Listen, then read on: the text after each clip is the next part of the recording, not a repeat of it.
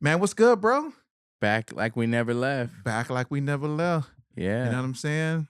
You know, we got a lot to catch up on. It's been a minute. For sure. I gotta ask, because I didn't go. Yeah. How was the Grammys? The Grammys was awesome. You know, for me, the focus on the independent artists, it was really great. They had a thing set up called the Grammy House. Mm-hmm. And all of the acts that performed on the first couple of days were, not as well-known artists. Some were independent artists, and it gave them an opportunity to spotlight their music. I thought that was really dope. Oh, that's dope. Actually, even Duran Bernard, shout out to him. He's from Cleveland. From Cleveland, right? And he's a Grammy winner now. He performed, I think he performed twice. Like, he worked for that.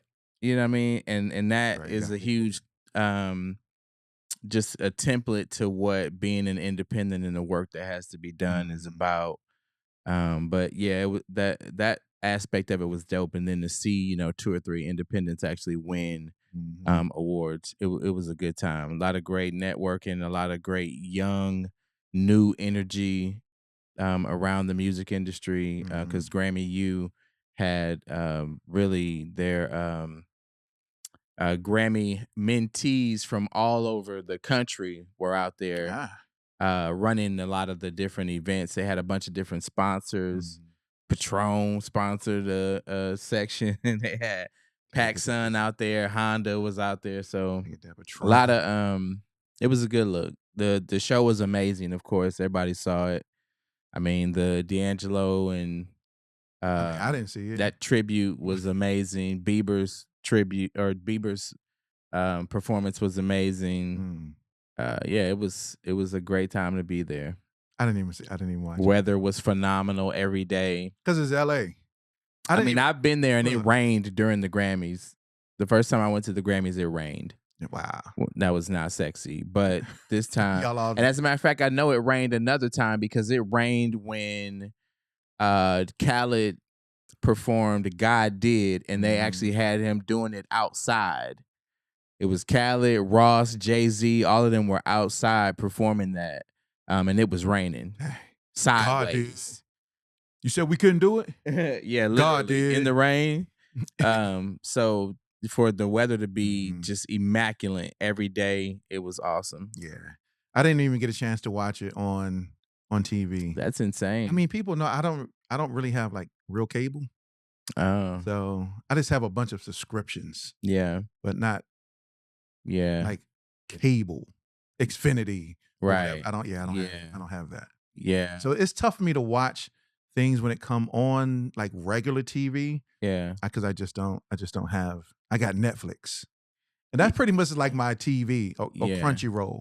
That's the TV that I got. But I don't have regular schmegular TV. Yeah, I felt like the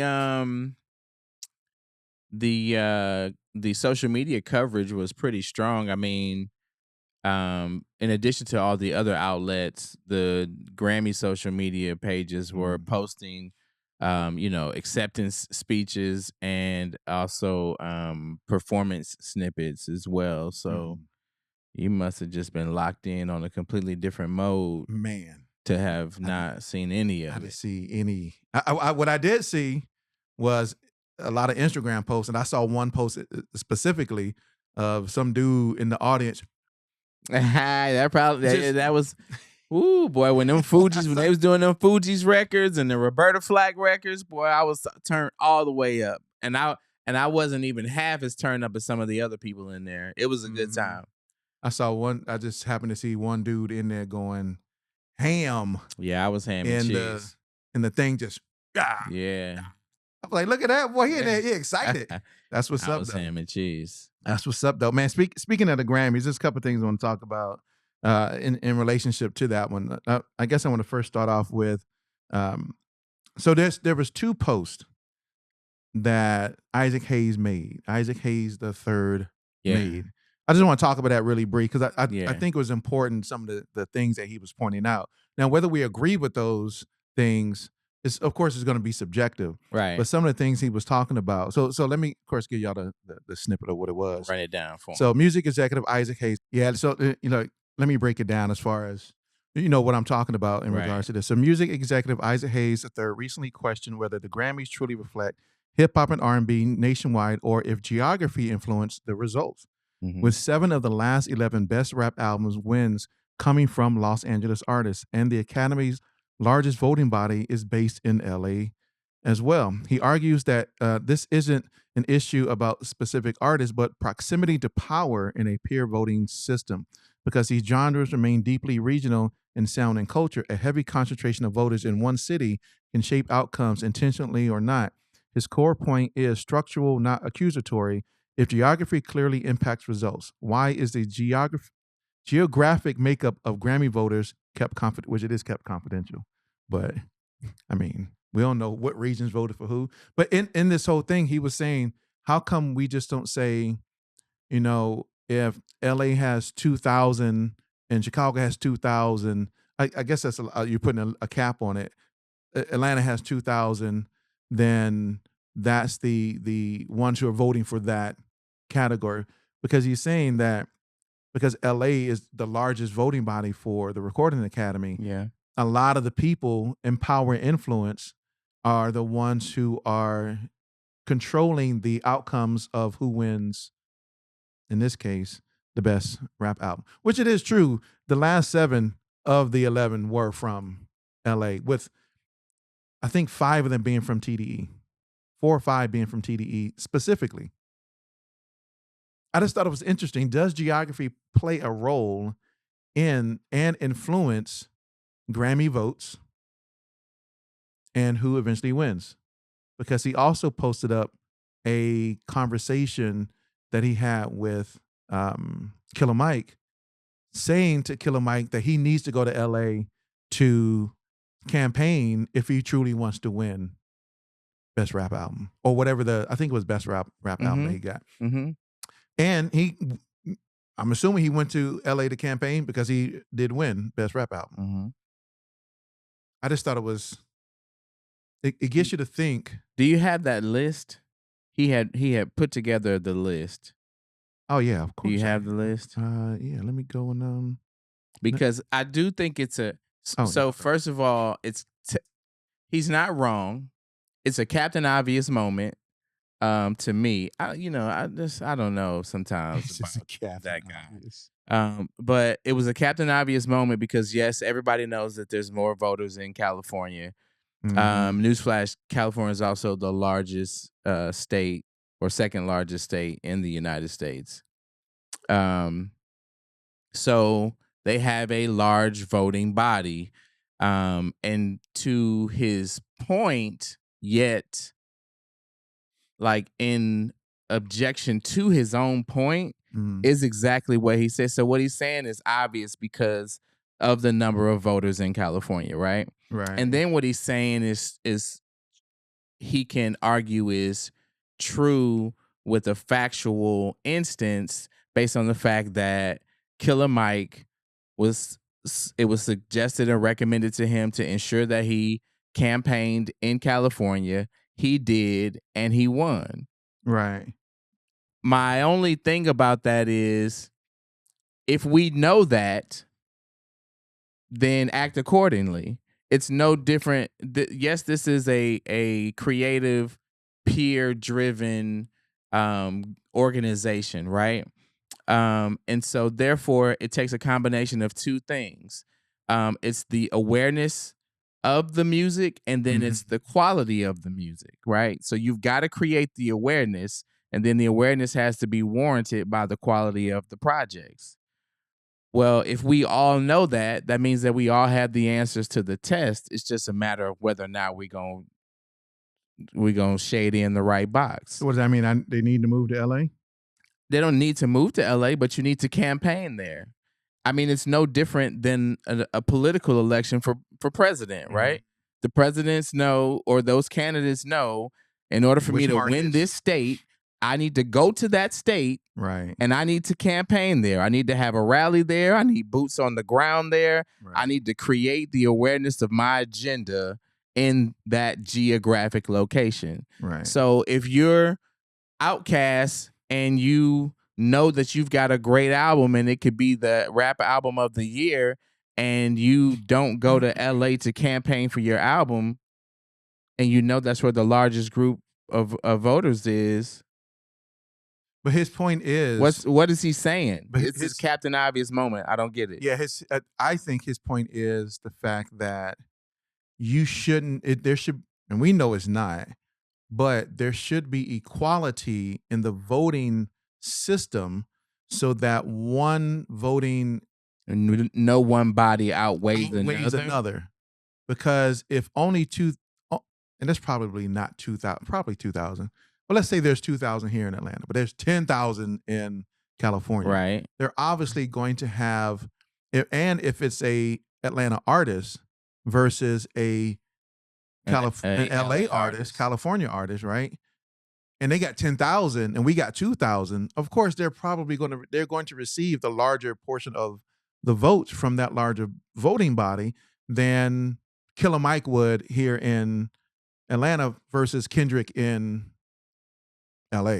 I don't think it geographically has to do with where the artist is from or located. If your album is better than mine and I live in LA and you come from Indiana and you campaign, you give the voters in California a better option than me because I'm not the best option if your album is better than mine. So if you just decide, well, you know what, I want to be able to stay right here in Indiana and get all the votes I need, then you chose to lose. And I think that's the thing people don't understand. It actually is a campaigning process. That's why I liken it to a political campaign. Because guess what? Based on the number of people in any one state, there's a delegation. It's a certain number of votes. Yeah, so you know if they win all these counties or whatever, it's 13 votes in California, but it might only be 5 in Georgia. So if you want to win the electoral college, right? Then you've got to get those numbers from those places that will add up to what you need them to be. That's right. If you know, so to his point, if you know what the equation is, if you know the order of operation, and you choose not to do it. But he's saying you shouldn't have to do that. Why shouldn't you have to do it? Because he's saying that there should be what I'm perceiving, like a balance, an equality in the voting system. That's not fair to the fact that state has more voters, though. How is that a true reflection of that body? If that's basically saying every voice is not technically accounted for. But what they're saying is that, or I think what he's saying, well, like I said, whether I agree or not. Yeah, I'm just curious to what his true point was. That's why I'm calling it, describing it as Captain Obvious. It's biased. There has to be, I assume he's saying there's a level of bias that's in this voting process for people who are in your state. I don't agree with that. Because if that's his what he's trying to say, I don't agree with that. I mean, Killer Mike won. Because Killer Mike campaigned in LA too. Right. So even if they were biased to people that were geographically there, once he came and presented what was a better option than what was already there, then the music won over the geography. Yeah. So you're saying but he's saying you shouldn't have to go do that. You shouldn't necessarily not have to go. I mean, and try to campaign and outbeat from a campaign perspective. I mean, but it is like a political. I'm just saying, process. It's a lot of things in this world that shouldn't. Like we shouldn't have to have locks on doors. If it's not your house, you shouldn't go in there. But but we do. So come on. So here's your question that you asked. As far as who won in the past couple of years. So I'll just start at 2014. Macklemore and Ryan Lewis, right? Eminem 2015. Kendrick in 2016, To Pimp a Butterfly, which is still a great album. It is. Chance Eminem's album was amazing. Eminem is from Detroit. Well, yeah, I mean, he is from Detroit. But think about, go ahead and say what you're saying, and then let's think about that. He's from Detroit. Yep. Right? However, what? But he's literally considered from a viewpoint perspective an LA artist. Okay, Like, and why is that? because of his connection to Dr. Dre, Jimmy Iovine, Death Row, right, Interscope, Aftermath. Yes. So he has the backing of powerful LA based artists and influencers. So, for example, do you know what label Outkast was signed to? Yeah, Interscope. Okay, and Interscope is where? In LA. So what are we talking about? If the labels are based there, where the artist is from is only relevant. True. But Outkast don't live in LA. And did they have to in order to win, though? Did Killer Mike have to in order to win? No, but he can't. Killer Mike's an even greater example because he wasn't signed to a major. Facts. He's a greater example that you can actually break through regardless of where you're regionally located. But when we start talking about artists, traditionally, I won't say all, but all of these artists are signed to major labels. And if they are, those major labels all have offices, and the majority of their staffs are either in California or New York, the two largest voting bodies. That's true. So what are we really talking? I just felt like he needed some content, and that's what he chose for content, because it's a Captain Obvious moment. I don't get it. Yeah, I mean, I just thought it was very intriguing, right? So like 2017 was Chance the Rapper, but Chance the Rapper was coming out and blowing up in 2017. Yeah, and he was also signed to a label that is housed in California. That's right. Kendrick's Damn was 2018. Cardi B was 2019. Universal has a huge presence in California. Tyler, the Creator, and New York. 2020. Huge Nas California, New York. 2021. Huge New York.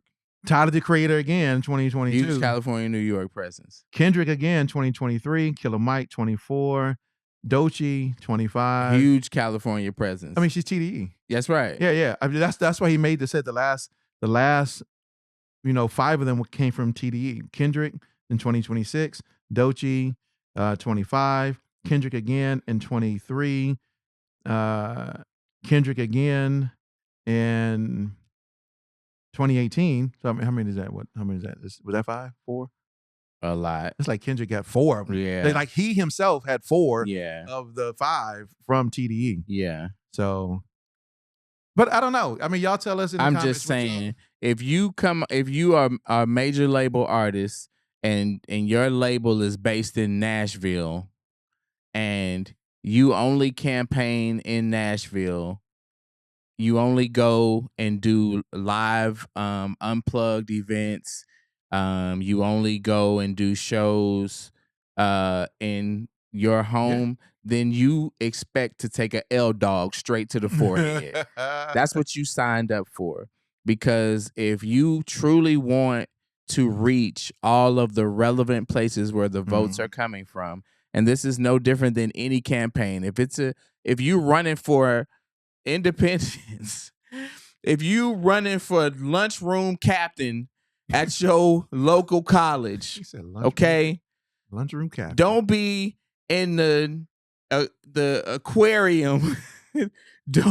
don't be off in the swim room with signs and selling cookies, because the people that's voting for you for the lunchroom ain't in there. They not in there. Yo, that's an analogy. So if you know that the people is in LA, go to LA. And don't be mad about it. Just act accordingly. But and that's why I don't get what Isaac is saying. Killer Mike has resources. I get what he's saying. I don't get why he's saying. I get what he's saying. I absolutely get why he's saying what he's saying, and the perception that it could be in regards to the fact that majority of the artists who are winning best, and of course, he only cares about best rap album, best R&B album, urban music. So I can see. You know what people were saying, right? You saw the sub-context conversation that took place. I did not. Was that one of his songs is on one of the projects that didn't win. And so it was like people were asking, was he looking for an angle or excuse as to why that project did not win? You know why? Because you got to go campaign in LA. And so maybe that was his what is it, passive aggressive way of saying to whoever that artist was, I Right. told you that you needed to go to LA to campaign, It's not, and you didn't. and you didn't. And But now you lost. And so I don't want to mess up the relationship directly. So I'm going to indirectly create this post that says what you should have did because the stats show it. But it ain't vice versa though.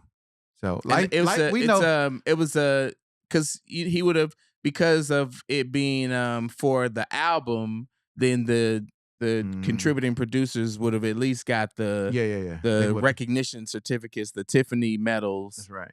They would have. It's literally some people were screenshotting his name in the credits of the project. I can't remember what project it was. Maybe it was Cardi B's. But see, that's a different. It was somebody else's project. Yeah, and it could have been Cardi, because Cardi would have made sense. No, it was Glorilla. That's who it was. Oh, okay. He's on the Glorilla album.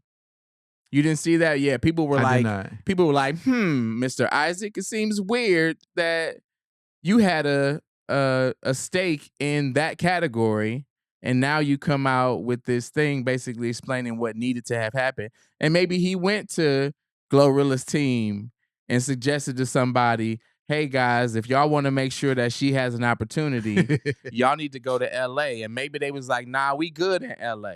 No, I'm looking at a lot. So then that motivated him. Yeah, I'm looking at a lot of the comments. How much? So you mentioned Duran.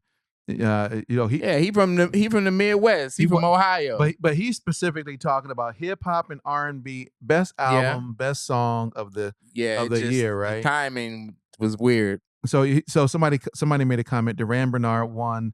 He's from DC. He's not, but it's fine. He's literally from Cleveland, Ohio, and he currently lives in Atlanta. Yeah. It said the people who win actually campaign, which we just said, and are usually attached to writers and producers that won before and have voting power. This is misinformation. He didn't comment, this ain't misinformation. Some dudes like, I usually agree with your takes, but this one is off. Look at top 10 most rap albums of all time list. But he's not talking about best rap albums of all time. He's talking about in the last 11 years, 13 years, something like that. The majority of them came from LA. Yeah. Right. So to me, what he's saying is that no other artist in any other place had better albums than the people. It's not always about better albums though, but the better albums than people from LA. And of course, Kendrick got 4 out of the 5 from TDE, and then the other ones Tyler took home 2, and then Eminem, Macklemore, and Ryan Lewis. But I see his point. Life just ain't fair. I get it. But it is. This is not. It's not a secret. I mean, well, no, life is not fair. We all know that. We all know that life is not fair. But since we all know that, doesn't that make it fair? Well, there are some of us that choose not to acknowledge the fact that life's not fair. So there's things you got to do. There's things that you have. That's all I'm saying. So when somebody tells you what the grounds are, then you either choose to play by the rules or you don't, and that's fine if you don't. So here's what I would say. I know, and then we can gonna fast track these. Yeah, right. We're gonna rapid fire. So I do know that there are people who they know this, and they say to themselves, if I truly want this to happen, win this Grammy, I need to be in the city that has the voting structure, the voting power, and the influence to be able to make that a reality. I've known people who moved from Chicago, New York, 100%. Atlanta to LA just for that purpose. Yes. And they eventually won a Grammy. Yes. Because they moved to that city, and now they have, and it's not just moving to the city. It is campaigning. Yeah, you've got to literally integrate and That's network yourself into the spaces That's right. that are relevant. That's right. Regardless of what you do, you have to understand the infrastructure, the operation, and the rules around what will make you successful in that field. I don't care if it's as much as a songwriter, if it's a producer, if it's an engineer. You need to understand what the infrastructure is. Where is the work? Where are the people that matter? Where's the network that matters? And how do I integrate myself into it in order to make myself known, relevant, and successful in that space? No, you're right. 100%. 100%. Which takes us to which I thought this topic was literally right spot on to the next thing. So, you know, one of the most vocal people that currently exists today on podcasts and social media Yeah. from a urban music perspective is a gentleman by the name of Mr. Ray Daniels, the cultural referee. And so now we've had Ray on the podcast before, right? He dropped some gems. Yep. Some things that when I listen to Ray, I agree. Some things Yes. he said, I like, you're way off on a bunch of. He definitely lets me know that my ability to gauge whether or not I like the person or the information is still working. Yes. Because he'll say something and I will super agree with it. And he'll say other things and I'll be like, man, what planet are you on? You talking about? Yeah. So on his podcast, right? He of course, let me break it down for you. So, in a candid breakdown, Ray Daniels argues that one of the biggest reasons artists struggle to break today isn't talent, effort, or even marketing. It's the collapse of the cultural infrastructure. There are fewer real world platforms where artists can be seen, tested, and translated from local buzz into national relevance. In the past, breaking an artist meant moving through a clear ecosystem: clubs, radio, street activation, regional markets, media platforms like TRL, award shows, and live performance circuits that acted by proving grounds. Today, much of the infrastructure has disappeared or been replaced by fragmented digital platforms, leaving artists with attention, but nowhere to go with that attention. And I was like, that's an interesting point there, Mr. Ray Daniels, because is there today a clear trajectory for an artist to follow that they can say, I know that if I do this, and I know it's never like that, but I'll take it and say it in this way. Organizationally, I know that if I have processes and procedures in place, right? SOPs, standard operating procedures, right, in place. I know that if I have governance, I know if I have controls, if I have systems in place, and if my people follow these rules and regulations, they can perform their task. Right. With coaching, with feedback, and those systems in place, training, etc. They should be able to perform those tasks with clarity. With those clear expectations to do that job, to meet a standard, meet an right. Expectation. And there's a clear roadmap that helps them to be able to do that. Yes, there isn't really that for artists today. And I think that's what he was saying, because he's saying, there's an ecosystem. You go to the club, then you go to the radio, then there's street activations, which I love the fact that J. Cole was out there doing the whole trunk selling thing. Cardi B kind of did some of the same thing, right? When she was on the street corner with a blanket and she had the CDs. That's right, CDs. Regional markets, which I did see a video, which I thought was so dope. I sent it to you. I thought it was so dope because he was talking about radio and the Telecommunications Act in 1996 and how that just swallowed up regional radio. But we don't now. It's just got Spotify and streaming. Where is the infrastructure, the ecosystem for independent artists or artists in general to be able to navigate so that there's a clear roadmap of how they can, integrate themselves into the ecosystem to do what they need to do from a music perspective. He's saying that doesn't exist anymore, and that's why they have difficulty breaking artists today. I think I get what he's saying, and I do think that people are no longer following the roadmap. I don't think the roadmap has actually changed. I just think that there's so many distractions, so many bells and whistles, and there's so many moments that break the rule. They're the anomalies. And a lot of the younger artists, maybe even younger management, are accustomed to now chasing the anomaly. People got accustomed to chasing the TikTok moment.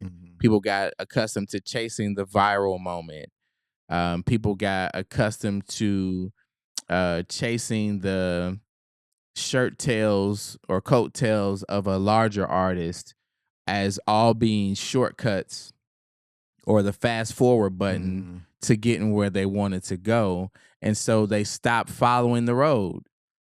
They saw a shortcut off the road and they start, but the reality is it's still the same. And he even breaks that down some Mhm. to say, you start out developing the artist, you start Mhm. out developing the sound, you start out getting feedback about the music, you start building a organic, natural following, and then you market beyond that organic following, whether you're marketing just locally, whether it's the region specifically, whether you're going to independent stations, you're going to college radio stations, you're going to DJs, and now you've built a buzz, and then now maybe you've got some record labels knocking on the door and they got some interest, and you start trying to book shows. You add yourself to other shows of maybe a little bit Mhm. larger artists to continue to grow. There is a roadmap, but that roadmap take time. It's a long road, It's a and long people are road. now taking shortcuts. And yeah, they want to just go to Spotify and pay 50 grand to get the album of the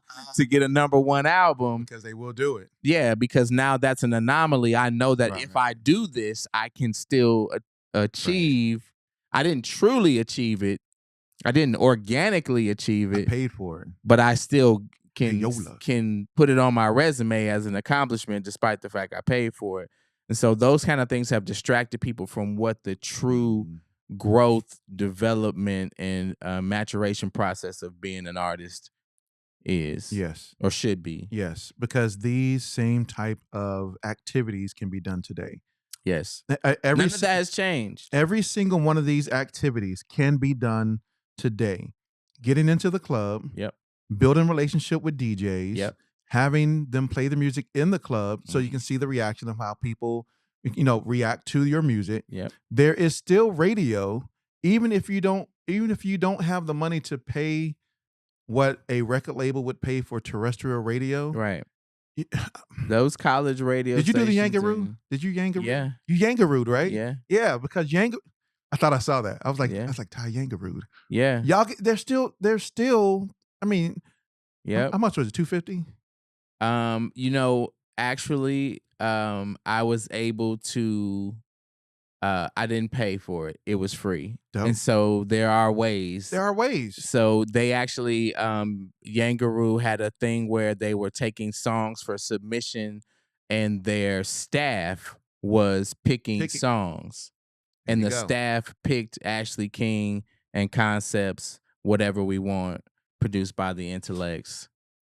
And so shout out to Yangaroo for putting us on. Yeah. But it was just based on pursuing all avenues and Mhm. opportunities, and then giving the music the ability to speak for itself. People just don't. I think because we live in a microwave society, people don't want to truly take the time to cook their food. They want to throw it in the microwave. Yeah. Salisbury steak dinner with your Yeah. nasty corn and Yeah. green beans in there. Yeah. Eat it because it's fast. Maybe not be nutritious, but Right. at least you ate instead of Yeah. taking the time to make the home cooked meal and Yeah. doing these things because you can. You Yeah. can yangaroo. Y'all don't know yangaroo. Go yangaroo. Look it up like kangaroo, but yangaroo. Yeah. And you can submit to radio stations all across You the can. country in the US and to Canada. Yeah. You got to pay a fee, Yeah. but you're going to pay for something anyway. Yeah. So just go ahead and Yeah. yangaroo, right? And Like, in reality, based on even what type of traction they're able to get for you, that could be potentially a testing ground to see if your music is where it needs to be. that's right. If you're open to understanding that everybody don't like everything, every song is not a Facts. hit, and you've got to try it in order to get Facts. that information. So I still actually need to do a paid campaign with them because they were gracious Yeah. enough to do that for free. Yep. You can like I said, J. Cole went out and did the street activations. He was on the street. And you don't need, even if you don't sell physical copies, you can sell digital to get these little QR codes Yeah. or stickers Yeah. and sell that, and that's the album. Like they scan it and they pay Right. for the album. You can do that. Like y'all got to stop acting like you can't do these things. Why go to all these media platforms? Come to the Indie Unplugged. Yeah. Right? Go to other That's media right. platforms and look up and write an email to say, hey, I saw your platform. I saw what you guys do. I'm Yeah. interested in being on your platform to Right. talk about my music, blah, blah, blah, right? Right. You can do these things. Yeah. Just a lot of times people don't want to do them. Yeah. Matter of Just fact, a step further, you said cook the food.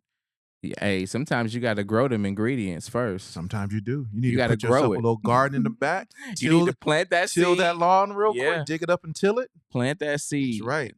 Nurture it and grow it. Put that fence around it, because we had a garden when we used to live in St. Louis. We had a little we made a garden outside, and my kids used to go outside and they used to pick the little food and stuff out. But it took time. Yeah.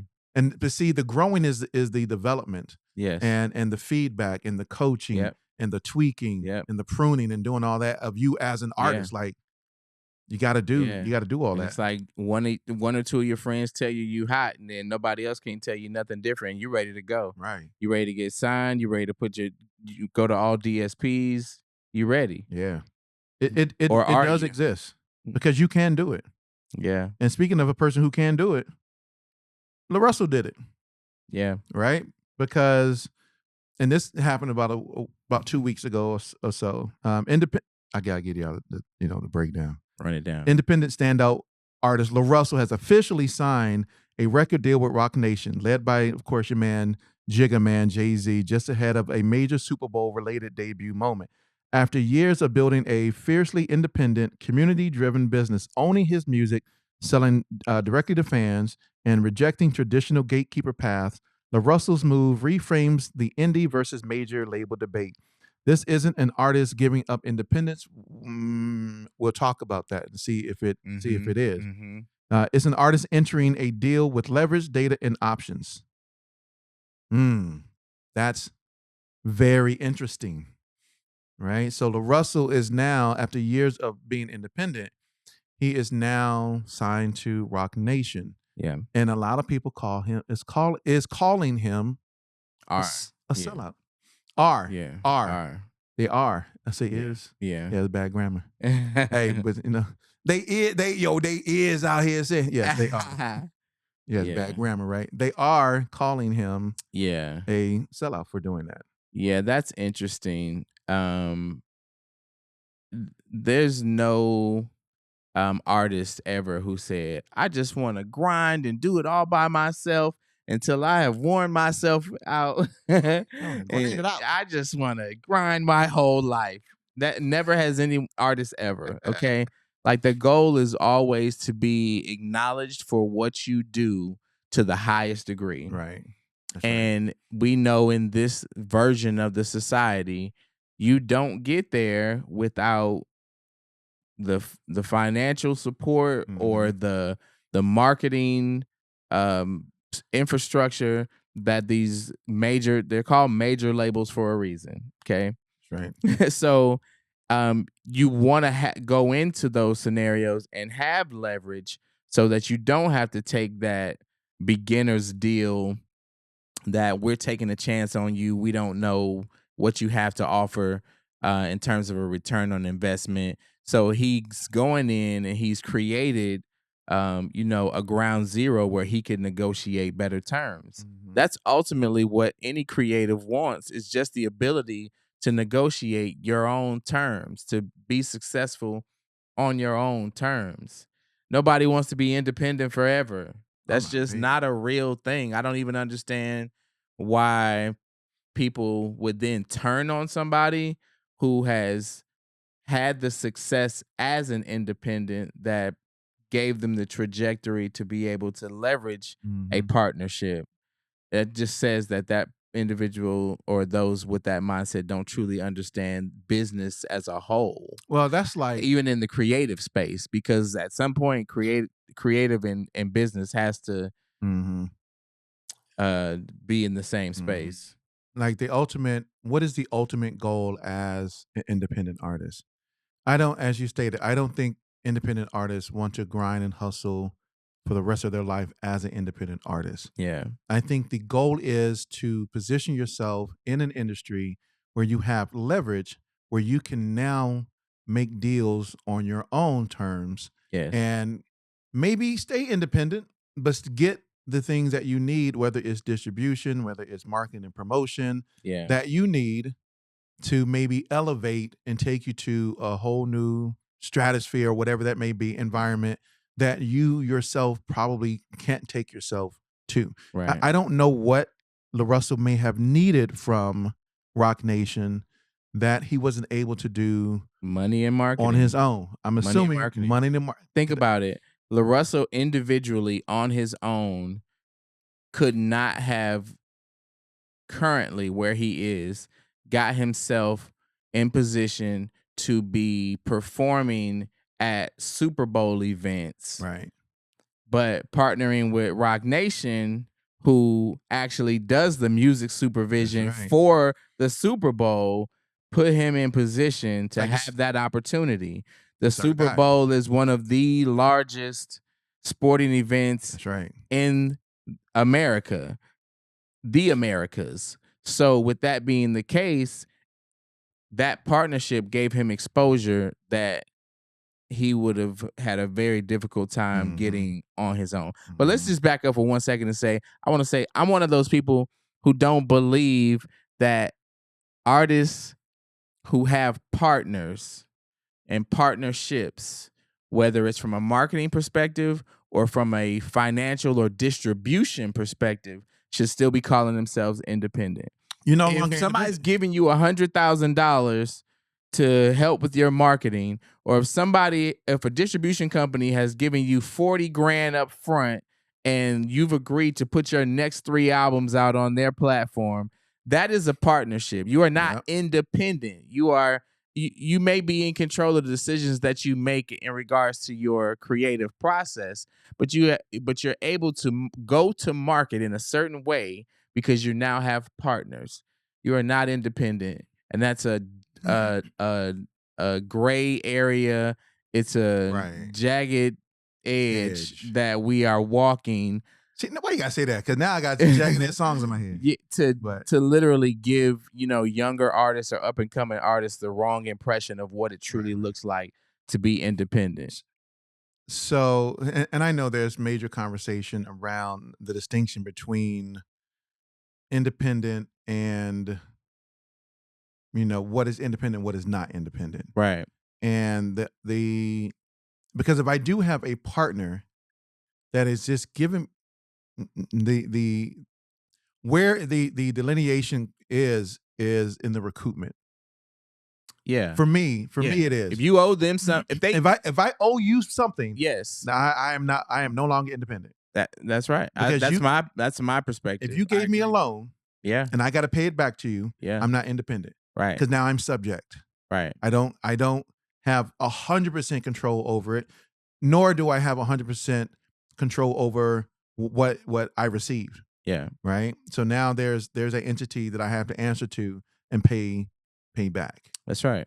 So that's so they are now my business partner. I am no longer independent. I'm no longer doing this by myself, and I think that it's become like a catchphrase or a trending term to use over like the last 10 or 15 years. And it hasn't been a real thing since the Ludacris Master P days where they was truly burning CDs themselves and selling them out the trunk kind of thing. Not to say they're not artists still doing that. There are some that are doing that. But those are ones that are truly independent. When you have a distribution deal, but you're not signed to a major label, you still have a business partner. Because they still expect to recoup their investment. So that's right. Yeah. And so they're gonna want to make sure that you are doing whatever it is you're supposed to do. Yeah. So that they can get their bread. Their bread so salute to LaRussell and these people who talking about he sold out. They don't conceptually understand what it truly is to be successful in any industry. Because the goal is to have leverage where you can dictate things on your own terms and to take yourself to a higher position than what you were in previously. Most of us are not independent by choice. Okay. And you can be independent and yet surround yourself with an amazing team of people to help you do what you need to do. And then so in reality, you are not independent. I know that's what we calling it, but Trap and Great Scott and Ashley King and all the other collaborators that I've worked with, whether it's Kadon or Caitlin Page, all of those people are part of the team. So can I say that we are putting music out independent of distribution? Sure. But am I truly independent, like on my own? I'm not. For example, I can't. I'm trying to think of a good example, but I know, like for example, Tyler Creator used to do all his own beats. He did, and he used to record all his own sessions. Yep. He did everything So did but the Hopkins. mixing. He did everything but the master. Now that's independent. Yes. But a prime example would be someone like Hobson. Yes. Because Hobson did. I mean, I remember I used to love watching Hobson's videos because he would in his bedroom produce it, write it, record it, everything himself, and then do the video. He had a team of people who he had his boy record the videos. Yeah. Right. But he technically was crazy independent until he signed with Strange Music in Kansas City, man. Kansas City. Yeah, what's his name? Y'all know his name. What's his name? I know because he's Shucky Ducky. No, man, I know. Gosh, I hate it when that happens. Man, now I gotta go look it up. You see his name. Now I gotta go. Oh my gosh. That's crazy.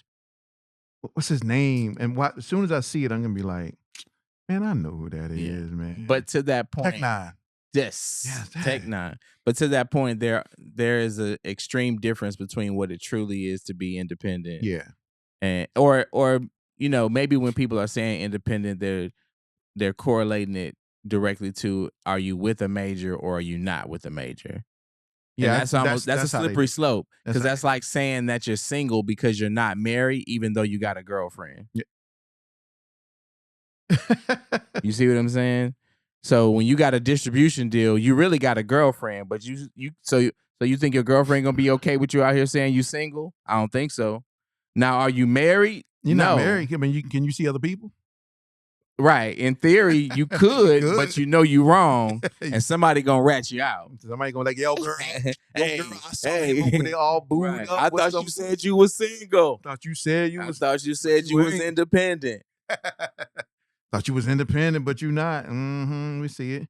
But kudos to LaRussell. I mean, because that is the ultimate. That is it. But a lot of people saw it as betrayal because he was, the model poster boy for independence. And still, all the things that he did laid the groundwork for a newer generation to follow, to see what he did that worked and apply it. That's right. So he still did what he did. Yep. So salute to him. Shout out to him. Yeah. Salute to him for that. That's dope. Speaking of Jay-Z, I ain't really want to talk about that in length, this topic right here, but I think it's worthy to talk about, just because I think people should always just be cautious of who they have business dealings with, and how they portray themselves in the market as well. So we all know it came out some time ago that recent headlines sparked controversy after Jay-Z, since we were talking about it, and Pusha T were mentioned in the Epstein's file. Epstein-related FBI tip line reports released as part of their DOJ document disclosure. Which, if you haven't seen these Epstein files, wild stuff, crazy stuff. The wildest. The key distinction, however, is critical. Is critical. Being named in a tip line report does not mean. This is why I've been trying to get the understanding, or at least convey understanding. Just because you're mentioned in something does not mean that you're being accused, charged, investigated, or implicated in any wrongdoing. Right. And so I have conversations with a couple of friends of mine. It's like, well, what does it really mean to be in the Epstein files? Right. Like, does it mean that you were complicit? Does it mean that you knew these things were going on? Does it mean that you participated in these types of activities? Because let's say I knew you, right? By association, I know you. And does that mean, but I'm not doing any of the crazy things that you out here doing. Right. But I mean, now I got to be in your files because because your number in my phone. Yeah. And so just because somebody has somebody's number in their phone or have had an interaction with someone doesn't mean a person is complicit. So I've always, when people come to me like they're in the Epstein file, yeah, but what does that mean to be in the Epstein? Context matters, It right? matters. It matters. So that's like, now wait, now there are some people in the Epstein files that, yeah, but the man, context in that case, yes, there's some people who are in there, and the context as to which they are mentioned in there is wild. wild. However, for example, I saw something that said Obama is mentioned in the Epstein files 1,000 times. Right? Now, if you lazy and you just take that statement for face value with no context, then you're gonna be like, I heard Obama was in the Epstein files. Well, if you actually take the time to understand contextually what that was, it was other people talking about Obama. Right. Not him physically having any interaction or engagement or transactions with Epstein or whoever those people were doing the things they was doing. That's right. But it could have been a scenario where somebody said, well, ever since Obama got into office, that's one. Well, the Obamas, that's two. Right. I just came from President Obama's house. That's three. None of those Did actually you see Obama on the news? Obama was talking about it. So his name is going to be So his name is in there. And people like, his name in there 1,000 times. No, but in what context? That is why context matters. Context matters, ladies and gentlemen, because just because somebody's name is in something doesn't mean that person was complicit or participative, transactional in any of those things that took place. Yeah, we live in a world where I've been saying this like the last 2 months. We live in a world where two things can be true. Yeah. And you have to apply that to everything. Was his name in there? Yes. Yes. Was he complicit in what was going on in there? No. So two different things can be true. I'll tell you name who was in there though. Shoot, there's a lot of names in there. Man. So a friend of mine sent me somebody categorized the Epstein files as like a Gmail. Have you seen this? No. I gotta send you the link. They categorized all the Epstein files like if you were really in his email box with folders. Wow, yeah. Just go read the Bill Gates stuff. Oh, I was like, yo, Bill Gates out here tripping. Wow. Like my man is out here. It's not, that don't surprise me, but yeah. Wow. Like Bill Gates out here tripping. And I'm not really digging that deep into the Epstein files because it doesn't directly influence me personally. Yeah. I think it's just important for independents to just monitor their interactions, right? Things that their business dealings that they have with people, doing clean business, ensuring that they're not out here jeopardizing their artistry, their brand, just for the sake of, I got to get on. Yeah. And it's just being very mindful of who you are as an individual, what you portray. And your individual integrity, because again, and two things can be true, right? It used to be said, we all know that for a lot of people, perspective is their reality. And it used to be said that guilt by association was a real thing. Oh, no, it ain't. These nuts. Just because I know somebody don't mean I'm doing what they do. That's right. So just by association alone does not make me guilty. That's right. And that's something, a lot of times, I feel like a lot of times in the independent space, especially, independent artists are more hypersensitive about surrounding themselves with people who reputation-wise will shine the best possible light on them as well. And that's the right attitude to have, to make sure that your circle is full with like-minded. Yes. If you can. I mean, you don't always know what people doing when they get to the crib. That's right. You know what I'm saying? Your homeboy, y'all just finished, building a Habitat for Humanity house. Next thing you know, he butt naked back at the house with some baby oil and a chihuahua going crazy. Going crazy. Shout out to the chihuahua, but the chihuahua. catching the business. I don't even want to imagine that. I don't even want to imagine. Yeah, you like I would have what's never happening. known he was doing that. What's Yeah, happening? you know? I thought you were gonna say he was at the house. Now that y'all built a Habitat for Humanity, he's Yeah. at the house.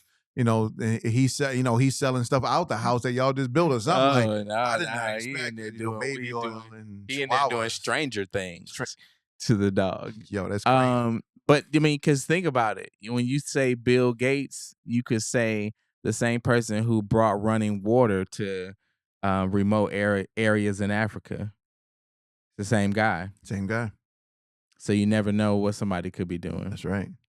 Man, speaking of you can never know what someone or an entity is doing. I thought it was very interesting about Spotify is like, I don't, are they like the worst company?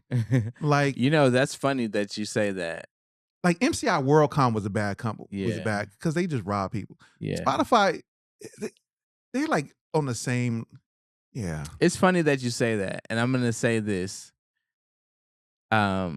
SoundCloud pays less than Spotify, and they also charge the most to upload to DSPs. SoundCloud? Yeah. That's crazy. SoundCloud, what y'all here doing? But, a lot of independent artists put their music on SoundCloud, and they're not as concerned with the revenue that comes from SoundCloud. That's not what you go to SoundCloud That's not for. what you go to SoundCloud. So, however, SoundCloud still has the same responsibility to the creative community to pay out for streams, and they quietly pay the lowest. Like if the basic or primary plan at Spotify pays 0.003, Spotify or SoundCloud is 0.002. 0.00, I think it's like 0.0012. Well, they got some wild. They got them statutory rates that they are issued that they can then from the CRB that they can finagle. Yeah, and those rates are crazy. Those rates are in the cents. It's like 12 cents. Yes. But they're only paying out 0.003. They're like, well, we're going to keep the rest. They're paying you. We're keeping the rest because we need the rest for operation costs. So in order to have these employees, in order to run these websites, in order to have this customer service, in order to have these offerings, we're keeping the rest and giving you what's left. But there's operational that don't expenses. align with the profit statement though. Anymore. I mean, I don't know what their P&L looks like. Well, their P&L used to look like hot trash, but they are a publicly traded company, so you do have the ability to see a snapshot of their P&L. I mean, if they're a publicly traded company, then I can go read their 10K then. Yes. If y'all see, it's my man, right? Y'all don't know what a 10K is. Y'all can go read the 10K on their website, right? I mean, it's a document they got to submit to, the feds. About IRS, yes, right. About their balance sheet, profit and losses, all of that, financial statements, everything. And so it's there. Is that like they haven't always been a profitable company? They have not. The irony is they are when you're funded by when you're receiving funding assistance from major labels. You can still run as though you're making money, even when you're not, because you're still taking in money from us as the consumers. That's right. So here's the thing. Y'all know what's going on or have heard what's going on. Spotify is facing scrutiny after allegedly removing roughly 25 million streams from 21 Savage's latest album. Now, I know it came out some time ago, but reportedly tied to internal reviews. I don't know who's making them decisions around artificial or suspicious streaming activity. While Spotify has long maintained policies allowing it to retroactively remove streams it deems illegitimate, incidents like this raise serious questions about transparency, accountability, and how much control artists actually have over their own music and their own numbers. Now, whether the removals were justified or not, the moment highlights the deeper truth. Stream counts live at the mercy of the platform, not the artist. You are not in control. They are in control. And when numbers disappear, so does perceived momentum, chart positioning, and sometimes revenue. 25 million streams gone. Yeah. Right? Gone. Yeah. But this is the conundrum that we as independents find ourselves in, is that we have a dependency on platforms like Spotify, Apple. And I know we're just saying Spotify because they're usually the biggest transgressor. There is something that had recently happened with Apple Music, which I'm like, I got to go dig into. I saw that, but they're usually the biggest transgressor when it comes to. They just don't like Daniel. Daniel Eck is Yeah, they don't like over this there guy, in right? So Norway. my man's out here cashing it, and I know, of course, they're a publicly traded company Yeah, because he's been cashing in them stock yeah, left and right, yeah, as he should. which is crazy. Yeah, it's good business. Good business though. But you can go once again, you can go see all that information Mhm. is public, how much money he's actually taking out. Yeah. But anyway, that's crazy. 25 million streams. You We know, don't control. it is crazy. It's wild. And I actually have experienced That's a crazy. scenario where Spotify just up and took streams away from songs, and they're like, "Oh, well, we discovered that this song got picked up, had nothing to do with me. This Mhm. song got picked up in a wave of music that a botted program picked up, and so it ran up some streams, and now we're pulling that back from everyone who received that." I will say this: I mean, if the music is good and if the marketing is right, the music will Mhm. still continue to pick up more streams. If you're 21 Savage, you didn't lose any money by 25 million streams going away. That money's already been Mhm. paid out. So these nuts, like what? Jeez, Who did you took the 25 million streams off for? Who? To save face value? Because the labels Mhm. were mad that the stream count didn't reflect what they had paid out for promotion on the platform. Another 'Cause you label know what that's complained. right. Like, why did you take? There was an ulterior motive because clearly, us as the consumers, it's not. How would we have known? We wouldn't have known. We assume it's 21 Savage. He earned them. We all know in the hip hop space who he is. I mean, he's We all know who he is. We still know who he is. 25 million streams less right. or not. You think if they put Beyonce streams to 0 tomorrow that it would matter? People still gonna go there and still listen to Beyonce's music. Facts. Beyonce already made the money that she was That's gonna make right. off of them streams. They can't get that money back.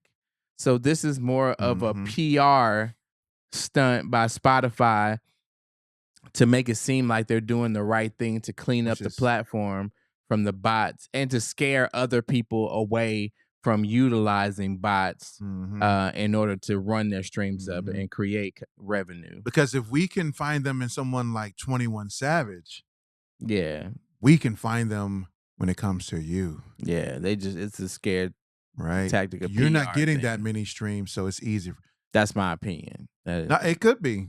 I don't know. Yeah. I mean, I don't know what their intent is. All I know is that Yeah, you make it public. Oh, we but took 25 million streams from you, like they come on, man. but here's the deal. Chill out.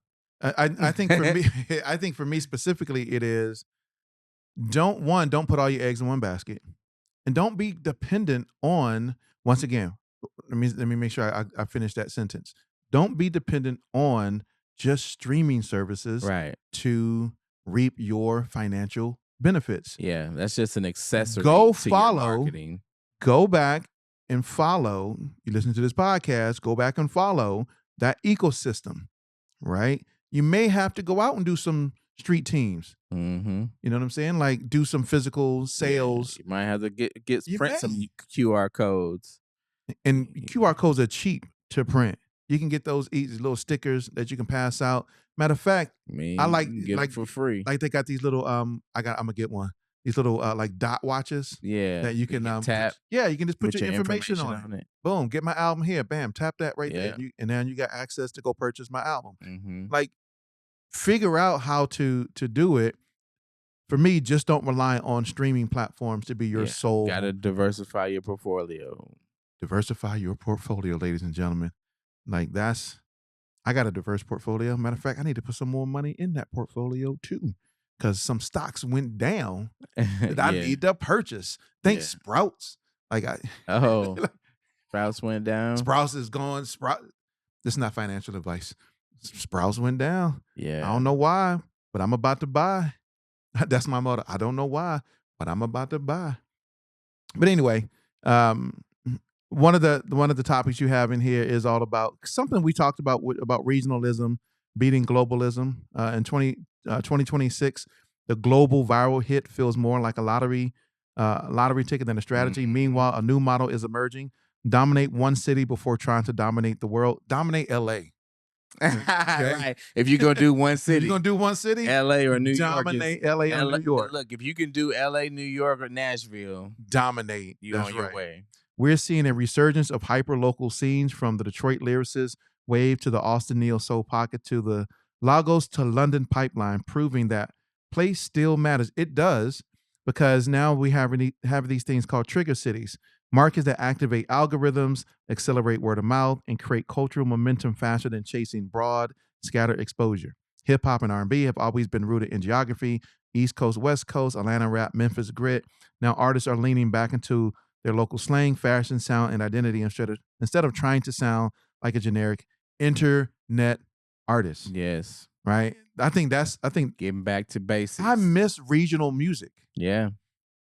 I remember when I was Crucial Conflict. because I'm old. And Because I'm and old. Po Pimp and Yes. Midwest Twister. Yes. Regional was real. My man MC Nero. You know what I'm saying? See, I don't even know who that is. See, I didn't know who MC Nero was until what's my man's name? Girls in the club show enough. Oh, Girls in the club. what's his name? That's Tila. Tila. Yes. Yeah. I didn't hear about Tila and MC Nero and all that until I went to Alabama when I was stationed at Fort Polk, Louisiana. Yeah. I got introduced to a whole new classification of music. Chopped and Screwed. I lived in Houston. ESG. I was like, yo, I lived in Houston for like 2 years, and that was huge. Yeah. What's Chopped this and music? Screwed and groups like Tila, of course, Ghetto Boys, and that was huge out there. Yeah. So I think to your from what I interpreted from this is yes, music is getting back to regionalism. I love the fact that you have artists who are no longer trying to sound like other artists. Yeah. You know, if I'm in Atlanta, I'm trying to, culturally, what makes up Atlanta? What makes up the Atlanta culture from a music perspective? And how do I embrace that within my sound? Or if I'm from New York, how do I embrace, that New York sound into my music? Right. That's why I used to love groups like, I still do, can't say I used to, Wu-Tang and the New York's, like even your boys, they're gonna be watching, like, you don't know hip hop, bro, because you can't never remember none of these people's name, but I see their faces though. They had the Cactus album. What was it? I know the album. Cactus. MC Search. MC Search. Yes. MC Shan. What was the name of the Third Base? Thank you.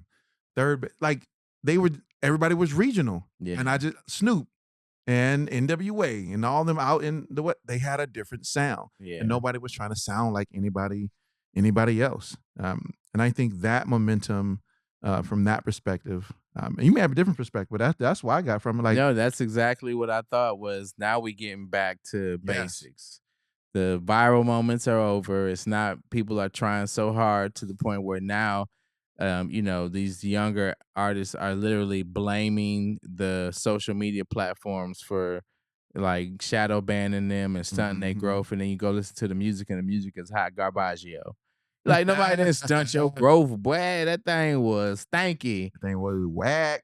So, but now getting back to truly going and doing shows in your city, going to your local radio stations, going to your DJ. Like, now we back to following the original way that we know, if you can weather that storm, if you can follow that path, you can get to where you at least have the type of success and exposure of somebody like a La Russell, who really did it in the Bay first. Yeah. Literally in his backyard, but he did it there first and then let it grow from there. Yeah. He didn't start out trying to be or do what somebody else was doing. because that doesn't always work. I So mean, your region matters. he may have influence from other regions, but what he did from a local perspective, he represented. Yeah. We And he marketed represented the Bay himself in his in his city, yes.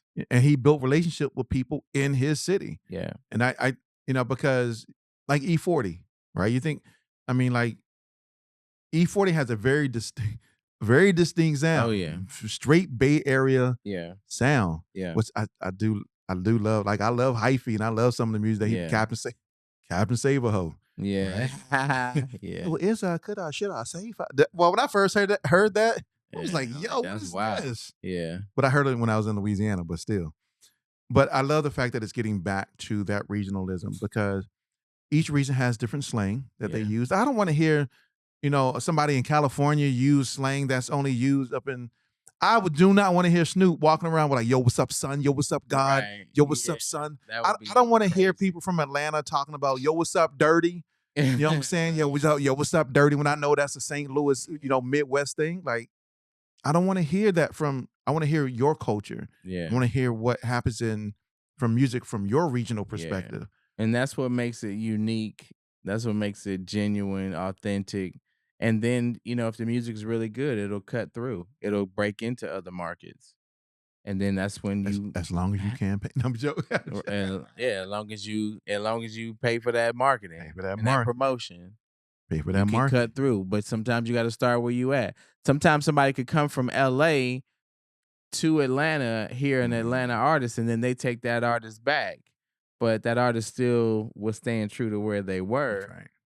You know, Yeah, I don't want to. music travels. I don't want to go to Google and type in Southern hip hop and I see Kendrick pop up. Yeah, It's like, yo, you're not Southern hip hop, yeah, that's right? that would be Because crazy. algorithms are driven by keywords, and so you type in specific keywords, the system is narrowing those things down to populate information based upon what you're searching for. And if you're searching Southern hip hop and you got Crucial Conflict, who sound like they from right, the South, but not. but they not. Now you got them at tied all. to the wrong region. At all. You're like, yo, what's going on? Which I thought they were actually from like Alabama or Louisiana or Yeah, you would think them that. dudes from Chicago. Yeah, It's like, wow. you hear Poe Pimp and that "Do You Wanna Ride" In you the think backseat of my caddy would chop it up, would do what? Yeah, that sounds like that's something Southern. Yes, but it wasn't. It's not. Yeah. That's the. But again, that's the kind of music that will cut through and it's good enough to where it can go outside of the region. And that's where the cream rises to the top, right. as they say. And you don't get artists trying to act like they something when they're Yeah. not that culturally. So, but man, I mean, you want to talk about the rest of these? Because we got two more things we can get through. I mean, let's do it. Because the other one you got in here is talking about the log drum takeover. How I'm gonna say it wrong, right? Because I'm piano. I'm a piano. I'm a piano.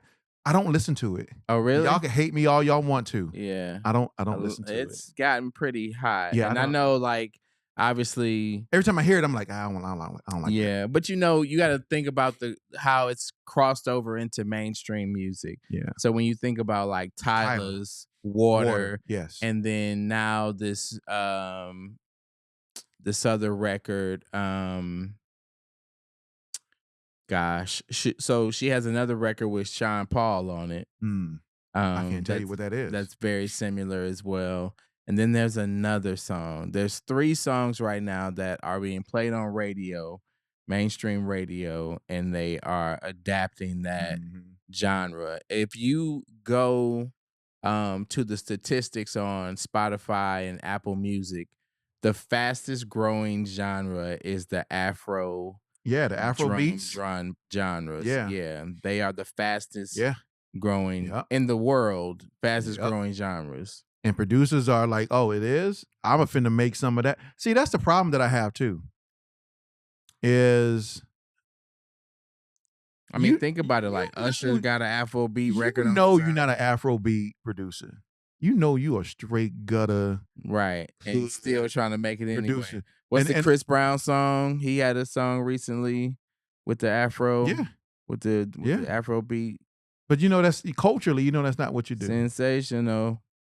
Because I'm not an Afrobeats, Afrofusion producer. Like you won't find me making music in that style. Right. But I know producers who do if they want to get on. Oh yeah. Oh And yeah. it's like I think that's stop it. You know I that's think not your that's style. okay though. You're trying to And it's only okay if the producer can do it well. But if you're truly like, a master of your craft and you have a love for a genre, I think it's great to I get stay it. where you are. Right. But I think if you are one of those people who just like have this universal love for music Mm-hmm.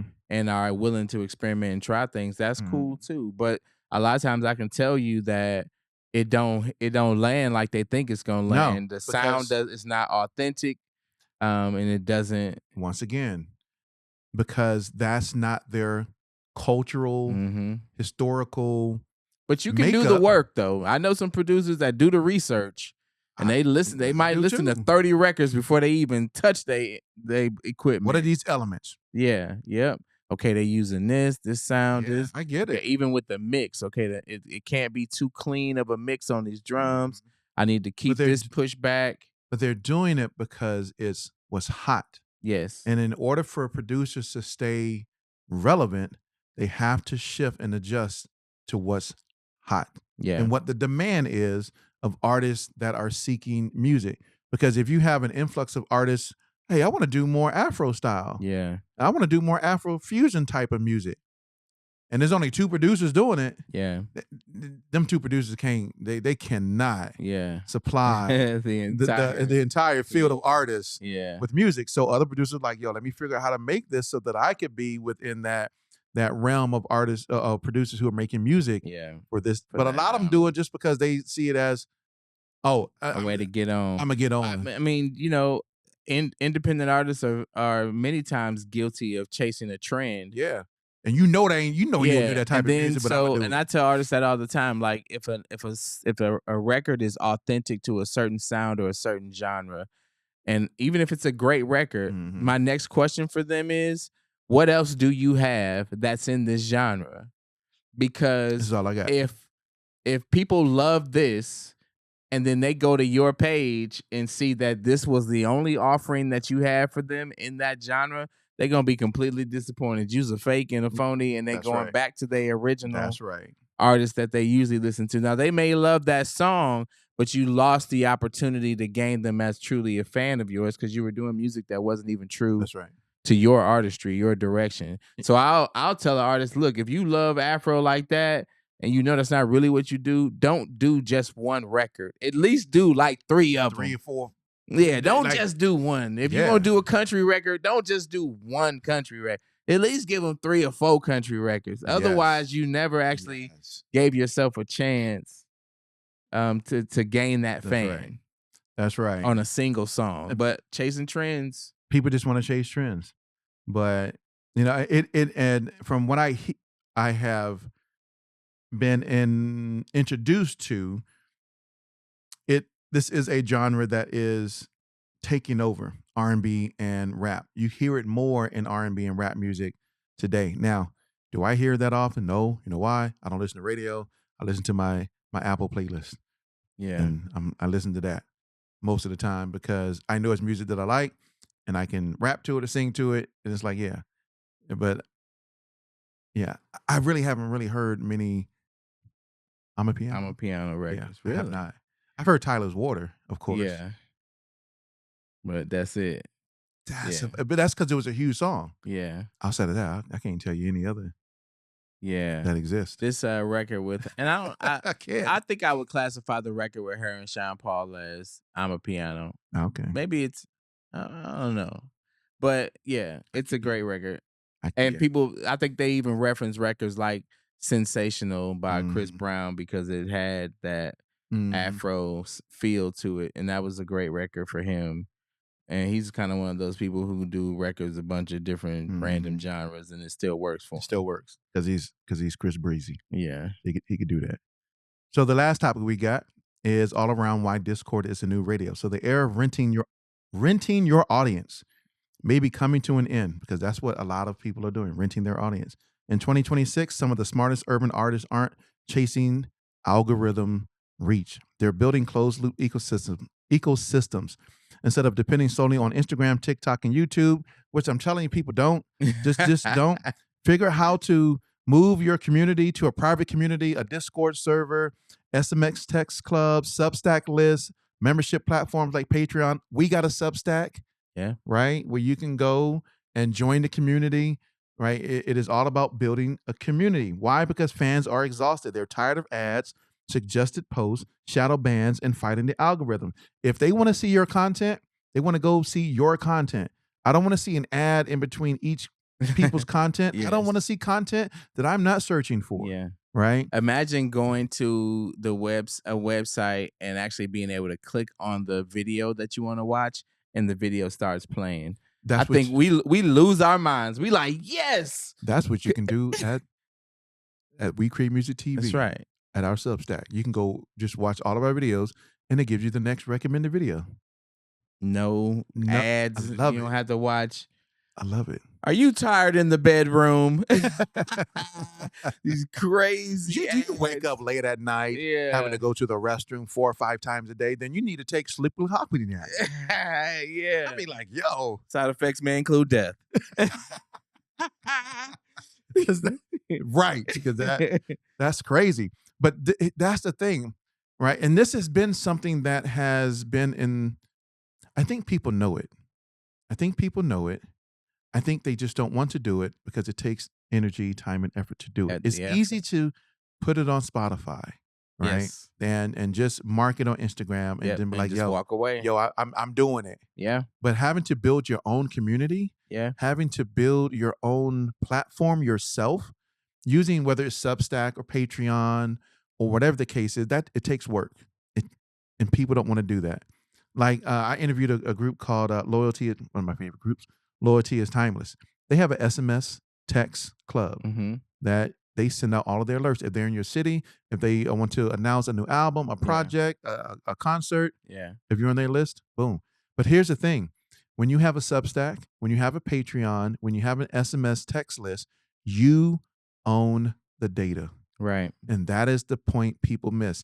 TikTok can go down. Instagram can go down. You have lost all of your connections. Yep. You do not own that content. Right. Or you own the content. You don't own the data.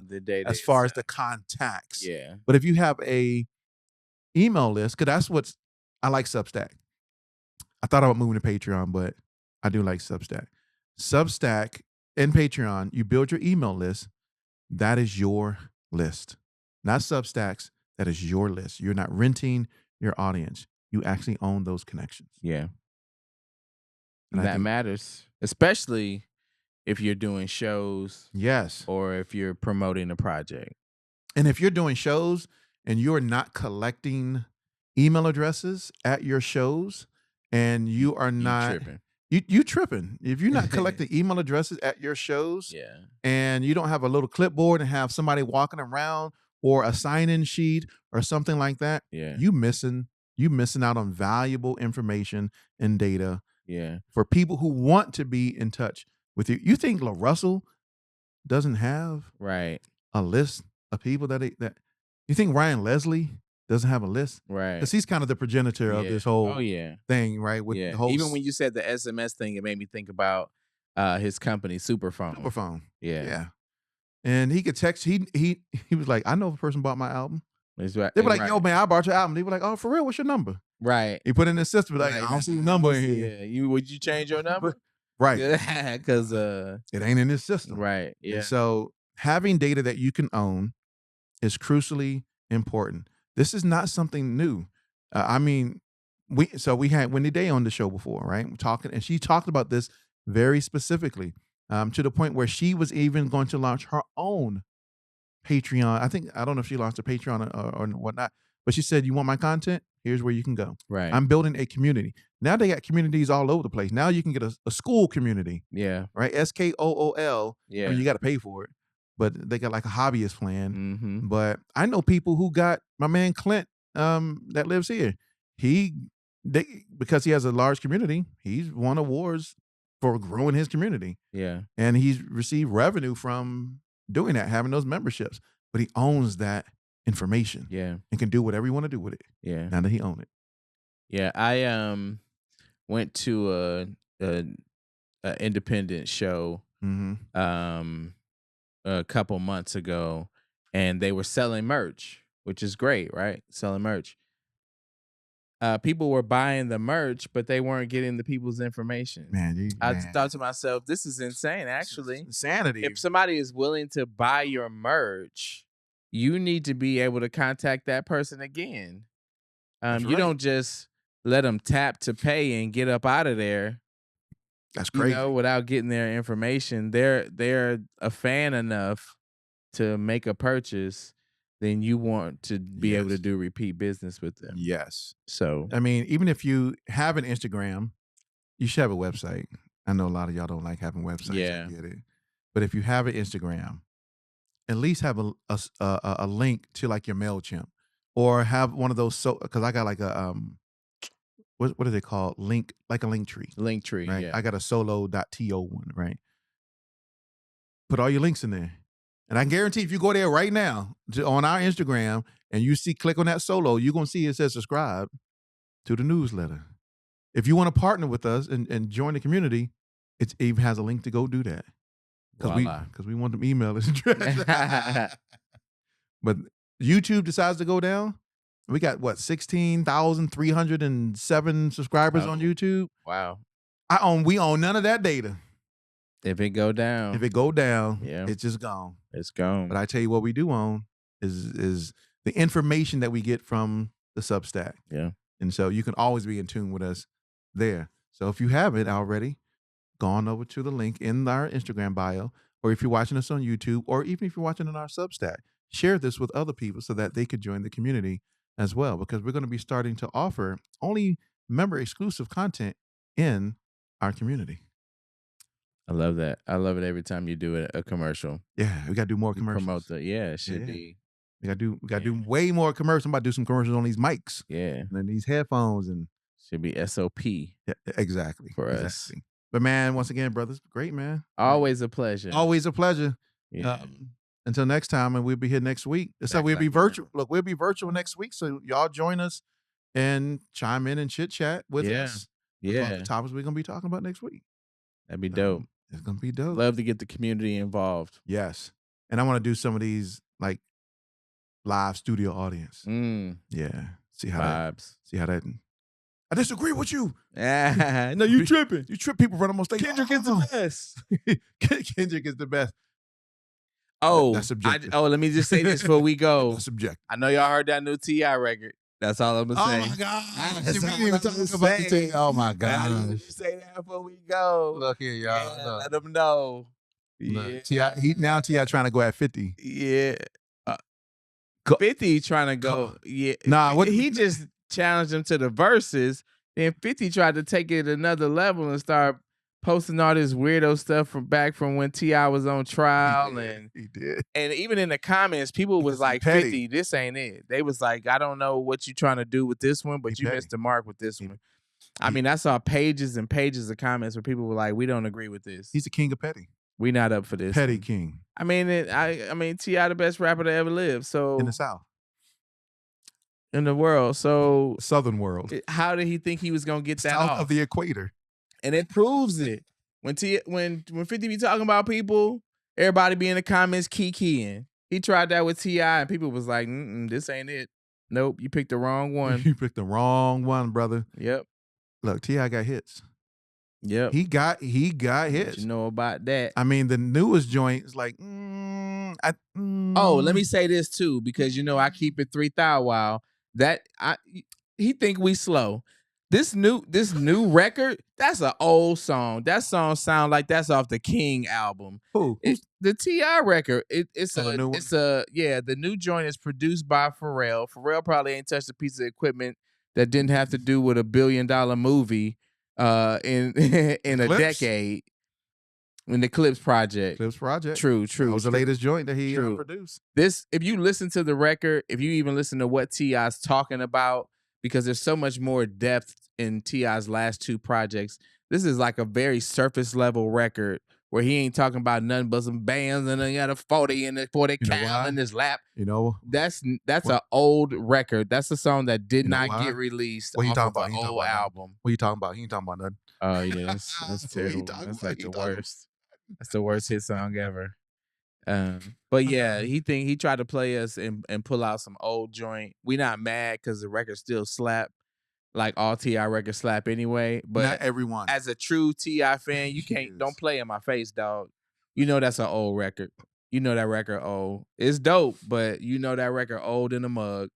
Y'all had to blow the dust off of that. Pharrell was like, "Oh, look what I found. I was going through my email. Look what I found. And look what I got. Yeah." And T.I. was like, "Hey, man, we're gonna put that out expeditiously." Yeah, because And here it he had is. to expeditiously exit comedy. Oh yeah, that was not a good look. So that's why he came out with this album, Yeah. the song. He's still trying to do the comedy. Just Yeah, man, don't do it. I guess, I mean, you know, Stop. you Stop. know, the beauty of the artist is the art of being delusional. It either works Watching- in your favor or it doesn't. Watching T.I. do comedy is like watching Looney Tunes and watching Daffy Duck do comedy. Ain't no more crickets.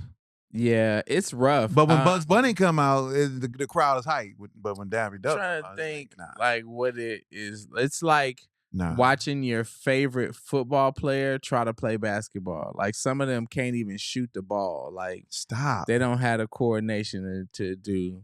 But here's the like thing.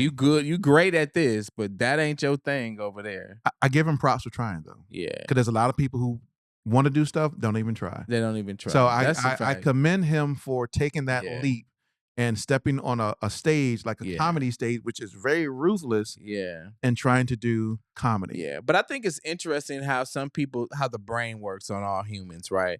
But how some people could create music, listen to the music, see the visuals, and make a quality thing, and then take another creative field and create something that's clearly not good. It doesn't translate. But they can't see it the way they saw that music. Right.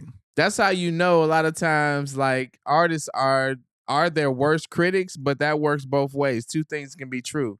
Sometimes they need to critique themselves a little more than they do. You do not have transferable skills. Exactly. So that skill set did not transfer. Not at all. No, just because Jamie Foxx can sing and tell jokes and act don't mean everybody. Now T.I. is a decent actor. He's a decent actor. He's a decent actor. Yeah, he's a decent actor. But the comedy thing is not it. And it's funny now that you say that because the Jamie Foxx does those three things. But T.I., you're not Jamie Foxx, dog. You the greatest rapper alive, but you're not Jamie Foxx though. Yeah. So cut it out. We hate to see our heroes falling. Talking about throw in the towel. Some of them fall and can't get back up. Throw in the towel. Fall down. Yeah. But some of them don't get back up. So stop. Yeah, cut it out. Cut it out. But man, ladies and gentlemen, thanks for being here. We appreciate you. And once again, until next time, peace. We out.